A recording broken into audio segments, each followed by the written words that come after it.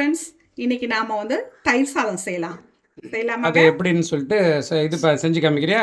சரிங்க. சொல்லு. இப்போ வந்து ஒரே ஒரு டம்ளர் பச்சை அரிசி எடுத்துட்டேங்க.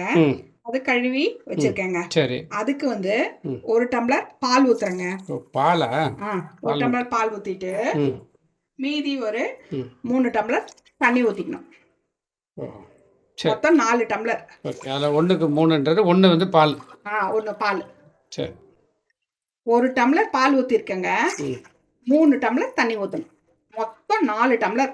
அதாவது ஒரு டம்ளர் அரிசிக்கு சொல்கிறது. ஒரு டம்ளர் அரிசிக்கு 4 டம்ளர் தண்ணி ஊற்றி, ஒரு டம்ளர் பாலும் ஒரு 3 டம்ளர் தண்ணியும் ஊற்றி ஒரு 4-5 சவுண்டு விட்டுக்கலாம். ஒரு பட்டரை போட்டு 4 சவுண்டு விட்டுக்கோங்க. பாருங்க, நல்லா குழஞ்சிடுச்சு. இப்போ என்ன செய்யணும்? இதை பாருங்க, இது தாளிக்கணும். கடுகு, உளுத்தம்பருப்பு, 2 பச்சை மிளகா, 3 காஞ்ச மிளகா, கருவேப்பிலை, பெருங்காயம், தயிர், பால் கொஞ்சம் ஊற்றிக்கலாம். இப்போ நம்ம இது பண்ணும்போது பால் கொஞ்சம் ஊற்றிக்கலாம். இது நல்லா குழஞ்ச சாதத்தில் உப்பு ஒரு 1/2 ஸ்பூன் போட்டுக்கோங்க.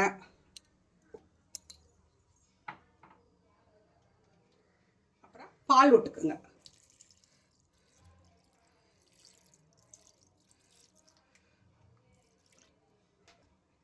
பால் விட்டு இந்த ஒரு பட்டர் போட்டுக்கோங்க. நம்ம வீட்டில் என்ன எது மாதிரி இருக்கோ அந்த மாதிரி பட்டர் போட்டுக்கோங்க. இந்த மாதிரி இதில் இருந்தால் அது மாதிரி போட்டுக்கோங்க. இல்லை அன்சால்டட் பட்டர் இதில் இருக்கும், அது போட்டுக்கோங்க. பட்டர் போடணும், அவ்வளோதானே? சரி, ரைட். பட்டர் போட்டுக்கோங்க. இப்போ போட்டு நல்லா குழச்சி விட்ருங்க. அந்த சூட்லேயே பாருங்கள், இந்த வெண்ணெய் எப்படி நல்லா குழஞ்சிருச்சு பார்த்தீங்களா? இந்த மாதிரி நல்லா குழஞ்சி சூட்லேயே பண்ணிட சொல்றியா? சொல்கிறேன். அப்போதான் நல்லா வெண்ணெய் நல்லா கரைஞ்சிரும். அந்த தயிர் சாதம் பாருங்க, நல்லா இதுவாக வந்துட்டே இருக்கு. இன்னும் நம்ம லாஸ்ட்டாக தான் தயிர் ஊற்ற போகிறோம். இப்போ நல்லா பால் விட்டு இது பண்ணி வச்சுருக்கேன். சரி. இப்போ தாளிச்சிக்கலாம். கொஞ்சம் காஞ்ச உடனே இந்த காஞ்ச மிளகாய் போட்டுருக்கேன். 3 காஞ்ச மிளகாய் போட்டுக்கோங்க. அதை அப்படியே கொஞ்சம் வறுத்துட்டு உளுத்தம்பருப்பு, கடுகுலாம் போட்டுக்கலாம். இப்போ உளுத்தம்பருப்பு போட்டுக்கோங்க.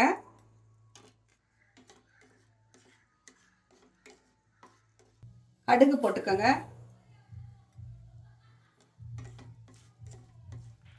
வந்து இந்த இதுலேயும் கொஞ்சம் போட்டுக்கலாம். நல்லா இந்த இதுலேயும் கொஞ்சோண்டு இந்த சாதத்துலேயே கொஞ்சம் போட்டுக்கோங்க. ஃப்ரெஷ்ஷாக அப்படியே போட்டுக்கோங்க. கொஞ்சம் சாதத்துலேயும் போட்டுக்கணும், இந்த தாளிக்கிறதுலையும் போட்டுக்கோங்க.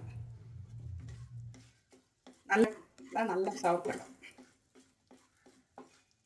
வந்த உடனே இஞ்சி போட்டுக்கோங்க,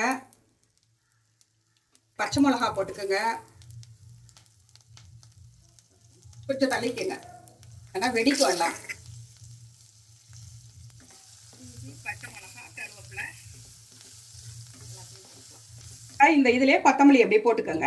சாதத்திலே கொஞ்சம் கொத்தமல்லி அப்படியே போட்டு, சரி, அந்த கடுகு தாளிச்சு இல்லையா, அதையும்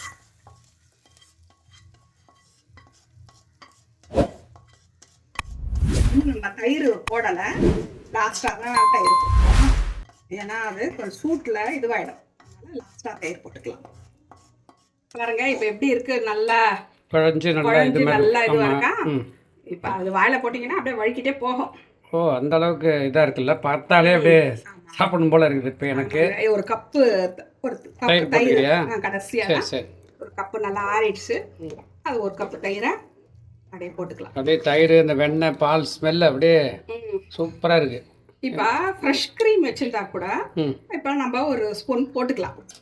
இருந்தால் வீட்டில் இருந்துச்சுன்னா அது போட்டுக்கோங்க. இன்னும் வெள்ளை கலராக நல்லா அருமையாக இருக்கும். வரத்துக்காக ஃப்ரெஷ் க்ரீம் போட்டுக்கலாம். இருந்தால் போட்டுக்கோங்க. இப்போ என்கிட்ட இல்லை, அதனால் இதுவே நல்லாயிருக்கும், அருமையாக இருக்கும். பாருங்கள், தயிர் சாதம் எவ்வளோ நல்லா குழஞ்சி நல்லா க்ரீமியாக சூப்பராக இருக்குது. இதை வந்து இதே அளவில் நீங்கள் வந்து செஞ்சு பாருங்கள், சூப்பராக இருக்கும். இதுக்கு தொட்டுக்க ஊறுகாவோ அல்லது இந்த மாதிரி ஒரு சின்ன தொகையில் வச்சு சாப்பிட்டு பாருங்கள், செம்மையாக இருக்கும்.